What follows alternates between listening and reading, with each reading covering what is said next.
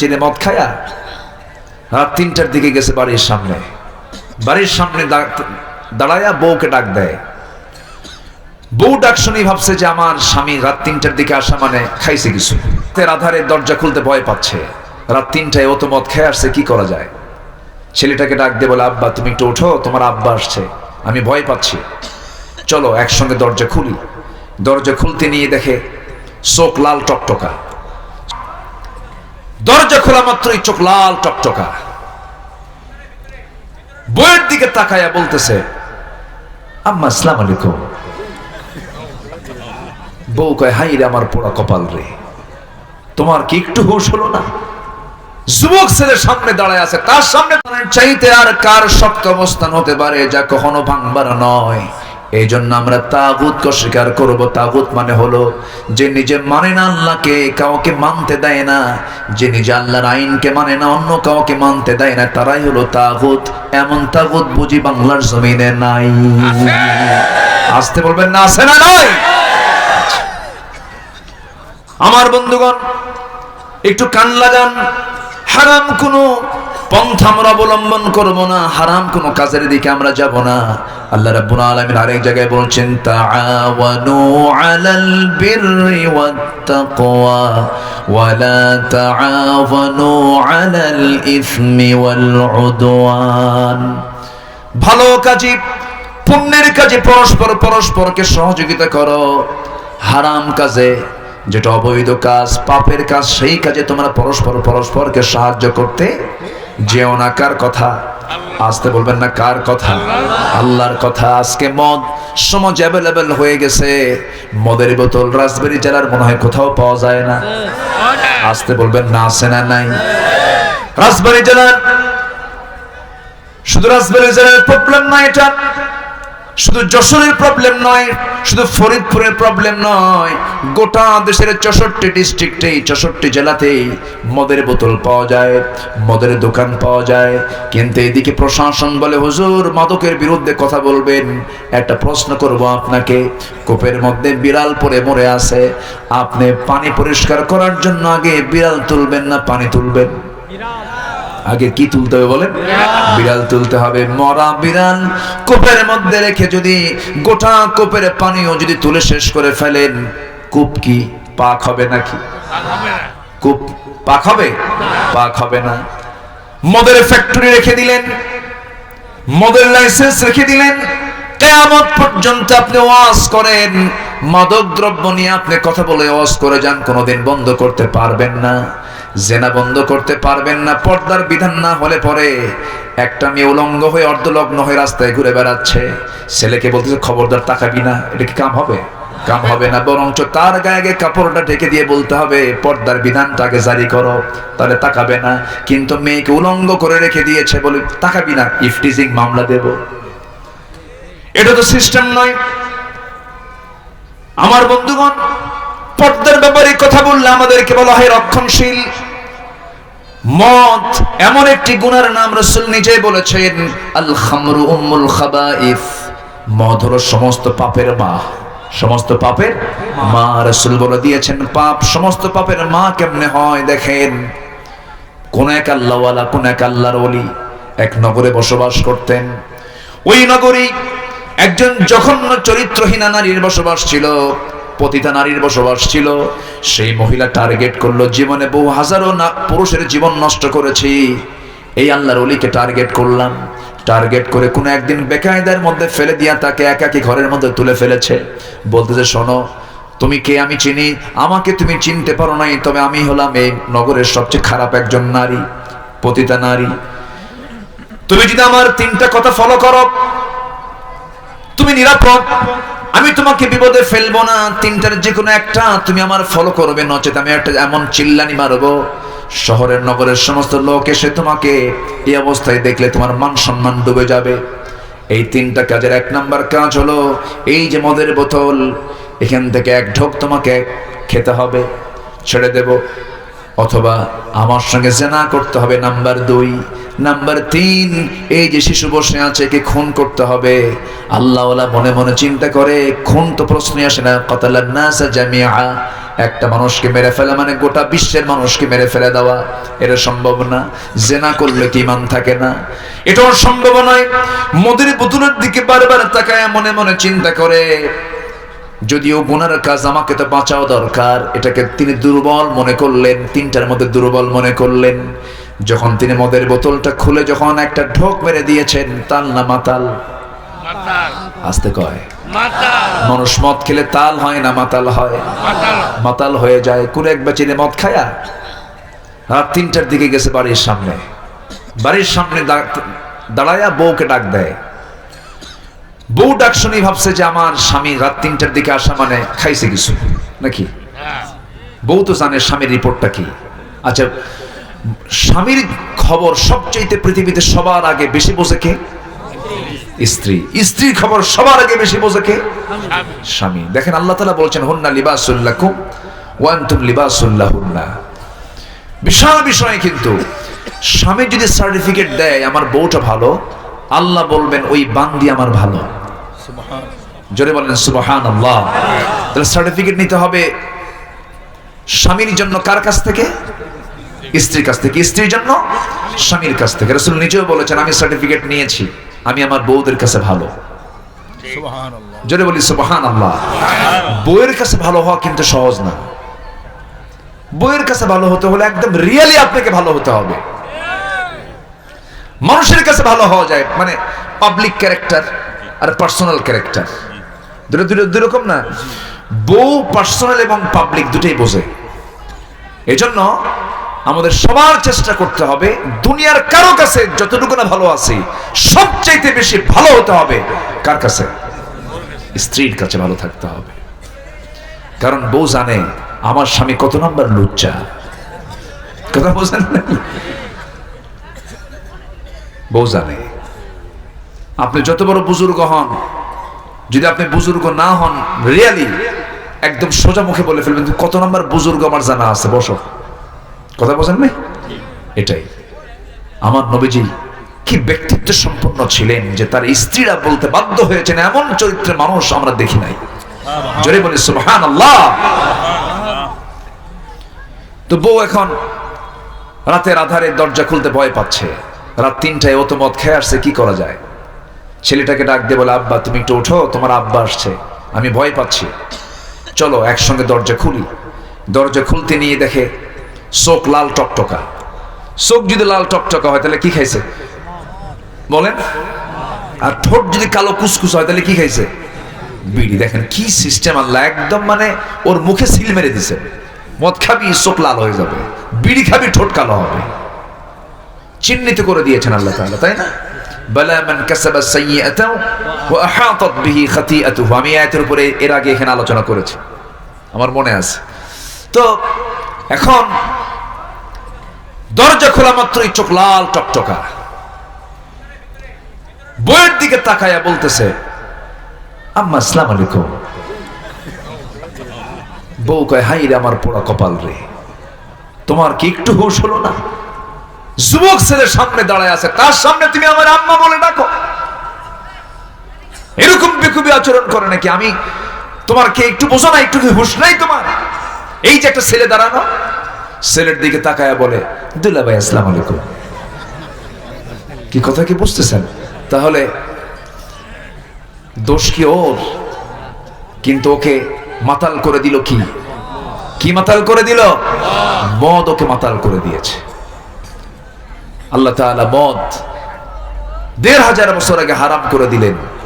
আজ পর্যন্ত আমার দেশে ৭১ দেশ স্বাধীন হলো, আজকে ২০২৪। চুয়াডাঙ্গার দর্শনায় কেরুয়ান কং, ওখানে মদ বানায়। গত বছর, আগের বছর, তার আগের বছর, কয়েক বছর যাবত ওই মদ বিক্রি করে বেশ কিছু টাকা কামাই হচ্ছে, আলহামদুলিল্লাহ। কি কইছেন আপনি? নাউজুবিল্লাহ কইছেন না আলহামদুলিল্লাহ কইছেন? নাউজুবিল্লাহ কইছেন? যাক, আমরা কোথায় আছি বলে কথা বলবো? কোনো সমস্যা নাই তো? জোরে বলি ইনশাআল্লাহ। তাহলে মাছ কেন হারাম হলো না? মরা প্রাণী। কথা বাদ আছে না? ওটা শুনবেন না? এদিকে আল্লাহর ওলি ঢুকে, আল্লাহর ওলিকে পেছে ফেলায় দিছে কে? এক খারাপ নারী, এবং তাকে দিয়েছে 3টা অপশন, মদ খাবি, জেনা করবি, নয় কি করবি, হত্যা করবি। মাঝখানে দুজন ওঠে কেন? এক নম্বর। আবার আসবেন? আবার আসবে তো নাকি? আচ্ছা, এই আপনার এক নম্বরে বসেন, কোনো ওঠা উঠি নাই, হ্যাঁ ঠিক আছে কিনা? আমি খুব বেশি কষ্ট দেব না, এই তো আর কিছুক্ষণ, আর একটু সময় আমি চাচ্ছি, আমাকে কষ্ট সময় দেওয়া যাবে না ইনশাআল্লাহ? একটু বসেন, আপনারা আসতে দেরি করেছেন, আমি আরো আগে উঠতে চেয়েছিলাম। হ্যাঁ, ফজর আজান পর্যন্ত থাকেন আপনারা, আমি চলে যাব না। আমার কি আর সম্ভব? আমার তো এক রাত না, আমার তো সব রাত, সব দিকে তাকাতে হবে। আমাদের ওয়াজ বেশি দরকার না আমল বেশি দরকার? ওয়াজ বেশি দরকার না আমল বেশি দরকার? হালাল গ্রহণ, বলেন হালাল গ্রহণ, হারাম বর্জন। জোরে বলি ইনশাআল্লাহ। মনে থাকবে তো? আমার বন্ধুগণ, ওই আল্লাহর ওলি মদটাকে বেছে নিলেন, মনে করলেন বুঝি আমি মদ্যপান একটু করলেই বেঁচে যাব। না না, আল খামরু উম্মুল খাবাইস, মদ তো সমস্ত পাপের মা। যখন তিনি একটা ঢোক মেরে দিয়েছেন, যে জীবনে জর্দা খায় নাই, প্রথম দিন যেদিন তার জীবনের প্রথম দিন জর্দা খাবে, মাথা ঠিক না ব্যাঠিক, শীত হয়ে পড়ে যাবে।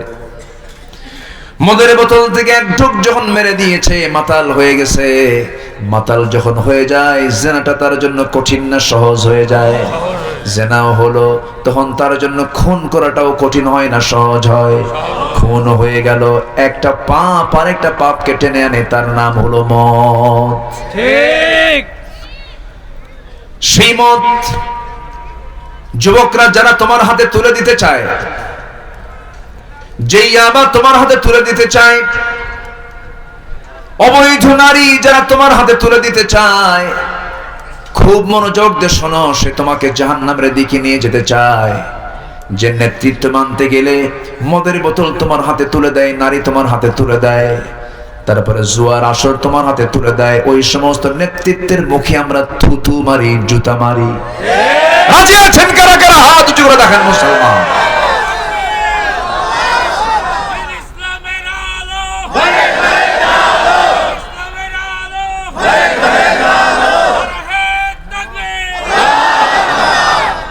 আমার নেতা তোমার নেতা, লিল্লাহে তাকবীর, নারায়ে তাকবীর। হাত নামান। নেতা একজন, নেতা কয়জন? তিনি হচ্ছেন, এত নেতা নিয়ে পেঁচ পেঁচের দরকার নেই, আমরা এক নেতার পিছনে থাকবো, মুহাম্মদ সাল্লাল্লাহু আলাইহি ওয়াসাল্লাম। যে নেতার জন্য আমরা নামাজেও দোয়া করি, দোয়া করি না? দোয়া করি, আল্লাহুম্মা সাল্লি আলা, বলেন আল্লাহুম্মা সাল্লি আলা মুহাম্মদ ওয়া আলা আলি মুহাম্মদ কামা সাল্লাইতা আলা ওয়া আলা আলি ইব্রাহিম। আমার রাসূল আছেন, আমার বাপও আছেন। হ্যাঁ, দোয়া আছে না নাই? নামাজে তুমি রাসূলের প্রশংসা করো, সমাজে তুমি রাসূলের প্রশংসা না করো, অন্য নেতার প্রশংসা করো কেন? ঠিক কি না? নামাজেও প্রশংসা, সমাজেও প্রশংসা, মুহাম্মদ সাল্লাল্লাহু আলাইহি ওয়াসাল্লাম। ঠিক কি না? সম্মানিত ভাইয়েরা, সম্মানিত বন্ধুগণ, আমার নবীজি মদকে নিষিদ্ধ করে দিলেন, সুদকে নিষিদ্ধ করে দিলেন, জেনাকে নিষিদ্ধ করে দিলেন, জুয়ার আসরকে নিষিদ্ধ করে দিলেন। করেন নাই? ওগুলো কি এমনি এমনি হয়েছে? এমনি এমনি এগুলো বন্ধ হয়েছে? জিহাদের প্রয়োজন হয়েছে। যে নামাজি জিহাদকে ইনকার করে, যে নামাজি ইনফাক ফি সাবিলিল্লাহকে অবহেলা করে, ইন্নাল্লাহ ইশতারা মিনাল মুমিনিনা আনফুসাহুম ওয়া আমওয়ালাহুম বিআন্না লাহুমুল জান্নাহ। যে ব্যক্তি নামাজকে আদায় করে, রোজাকে আদায় করে, হজ পালন করে, সবই করতেছে, কিন্তু জিহাদ এবং ইনফাক ফি সাবিলিল্লাহ, আল্লাহর পথে দান এবং জিহাদকে যে ব্যক্তি অবহেলার চোখে দেখে, তার কোনো আমল কবুল হবে না।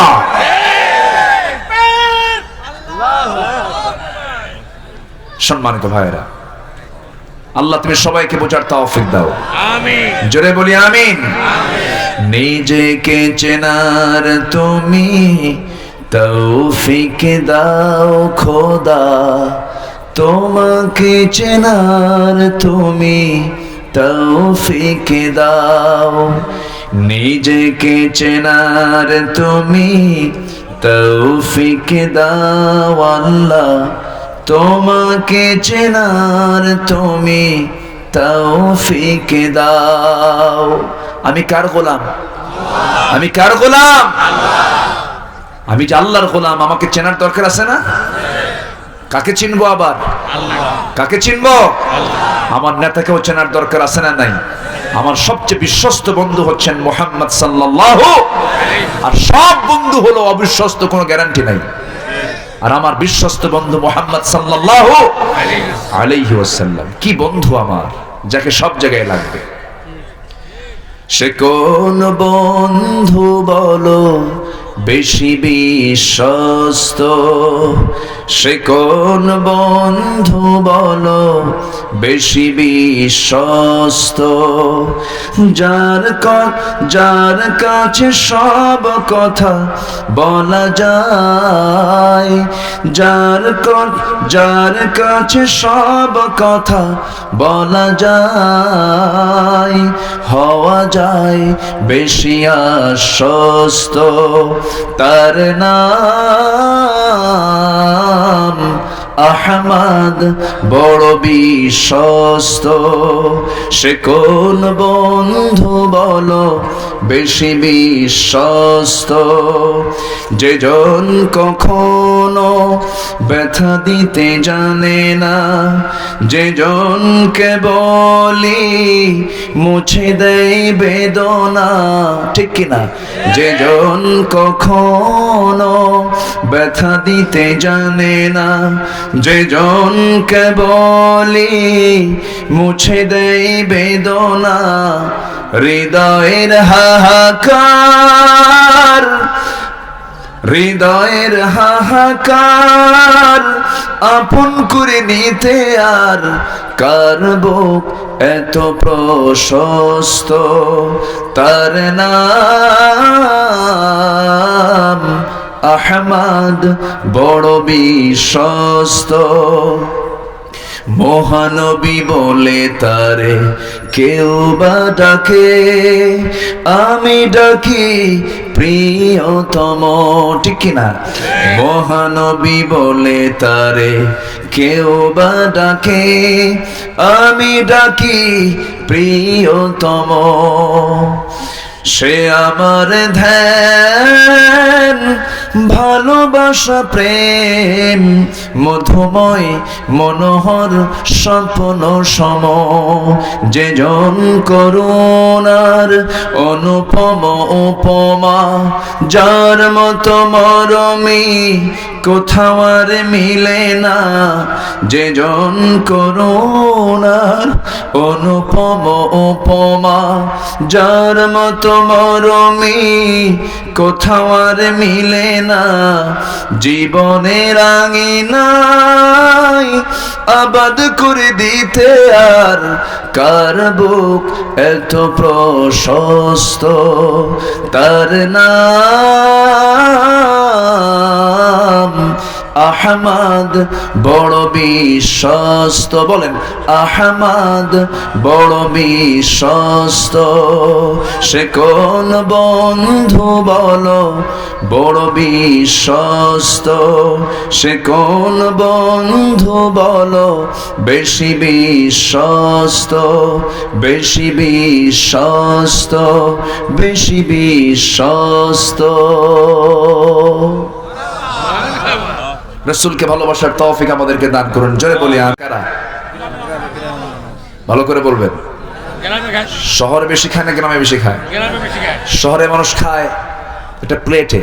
সে প্লেট কেমন জানেন? ফাঁকিবাজি প্লেট, তলা নাই, ফ্ল্যাট, তলাই নাই। বসে ডাইল খাওয়ার তো কায়দাই নাই ওই প্লেটে। হ্যাঁ, সমান বসে বসে পিএস কে বলে, পার্সোনাল সেক্রেটারিকে বলে, এই চার্ট নিয়ে আয়, ডাক্তার কি লিখছে দেখ। এতগুলো রুটি সামনে তৈরি করা, হাফ কেজি 1 কেজি আঙ্গুর সামনে, ফলমূল সামনে, ডাক্তারের চার্ট বের করে দেখে 5 গ্রাম রুটি, কয় 5 গ্রাম রুটি আর আঙ্গুর খেতে হবে 1.5টা। কয়টা? 1.5টা। একটা খাওয়ার পর আর হাফ খেতে হবে, আর বাকি সময় আঙ্গুরের দিকে চায় থাকতে হবে ফকিরের মতো। কি কথা বলেন? 1000 কোটি টাকার মালিক, কিন্তু 1 কেজি আঙ্গুর সামনে ডিসপ্লে করা, খাচ্ছে কয়টা? 1.5টা। 2টা খাওয়ারও কায়দা নাই। রুটি 5 গ্রাম, মিষ্টি কাছেই যাওয়া যাবে না, একদম ইনসুলিন মারতে হবে, উপায় নাই। আর শহরের মানুষ এরকম খায়, আর গ্রামের মানুষ কেমন খায়? হ্যাঁ, যখন বসে সামনে তো ওই প্লেট তো পোষাবে না, বলবে ফেলে দে এগুলো সব, এগুলো কিসের প্লেট? একেবারে গামলা নিয়ে বসে, গাবলা ডিশ নিয়ে, বোল নিয়ে বসে। 1 কেজি ভাত খাওয়ার পরে বলে কেবল 1 সাইড ভরলো। হ্যাঁ, আরো নিয়ে আয়।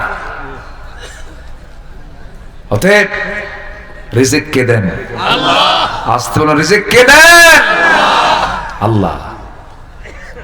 আল্লাহই খাওয়ান। আল্লাহ গরিবের টাকা দিচ্ছেন, তুই টাকা দেখবি। ধনী, আল্লাহ ধনীর টাকা দিচ্ছেন, তুই শুধু টাকা দেখবি। আর গরিবের টাকা দেন না, তুই শুধু খাবি। যা, জোরে করে সুবহানাল্লাহ। উপায় নাই, কারণ টাকা তো এমনি হয়নি। টাকা বেশি হইলে, আমার দেশে যাদের টাকা বেশি তাদের অধিকাংশ হালাল না হারাম, ওই জন্য খাইতে পারে না, ওই জন্য খাইতে পারে না। কষ্ট পাচ্ছেন? কথাগুলো শুনলে অনেকের একটু মন খারাপ হবে, কিন্তু কিছু করার নাই তো, আমাকে বলতেই হবে কথাগুলো। মদের বিরুদ্ধে আমরা কথা বললে ওদের গা জ্বলে যায়, ওদের গা জ্বলে। কিন্তু মদ আমি হারাম করেছি, হুজুর হারাম করেছেন না, আল্লাহ হারাম করেছেন, আল্লাহ হারাম করেছেন। আমার বন্ধুগণ, হারামের কাছে আমরা যাব না। হারামের কোনো আরাম নাই, হারামের কোনো শান্তি নাই। হারাম নিয়ে কেউ কোনোদিন আরাম পায় না। সন্তান দেখবেন বদমাইশ হবে, সন্তান বেয়াড়া হয়ে যাবে, হারাম কামাই আপনি নিয়ে আসবেন বাড়িতে। আপনার সন্তান তার চুরুস কুকুস্ক হবে, আপনার সন্তান ইয়াবা খায় শীত হয়ে পড়ে থাকবে। আপনার সন্তান আপনার মাথায় পিস্তল ঠেকাবে, বলবে টাকা দে, ঠিক কিনা? মেয়েটা কথা শুনবে না, মেয়েটা বের হয়ে চলে যাবে। বউটা কথা শুনবে না, বউটা আরেকদিকে লাইন মারবে। যায় দেখবেন 4-5টা ওষুধ খায়ও ঘুম হয় না, শীত হয়ে পড়ে থাকেন। টাকা পয়সা হয়, লাভটা হলো কি? কিন্তু ঘরটা আপনি যদি হালাল দিয়ে সাজায় নেন, যদিও সেটা করে ঘর হয়, প্রত্যেক সদস্য যদি নামাজি হতে পারে, ওই পরিবারটাই হয়ে যেতে পারে জান্নাতের টুকরা। এই জন্য আমরা সাজানো গোছানো জীবনটা ধরব, হারাম পন্থা অবলম্বন করব না। রাসূল যে পন্থাগুলো অবলম্বন করতে বলেছেন, সেই পন্থার দিকে আমরা যাব। হারামের মধ্যে কোনো আরাম নাই। জেনা আল্লাহ দেখতে চান না, বিয়ে দেখতে চান? বিয়ে দেখতে চান। বিয়েতে রহমত দিয়েছেন কে? জেনার মধ্যে রোগ দিয়েছেন কে? আল্লাহ তাআলা রোগ দিয়ে দেন। জেনা আছে যেখানে রোগ আছে, সেখানে আজকের দুনিয়াতে রোগ বেশি না কম? পাপ বেশি না কম? পাপও বেশি, রোগও বেশি। পাপ কমে যাবে, রোগ কমে যাবে।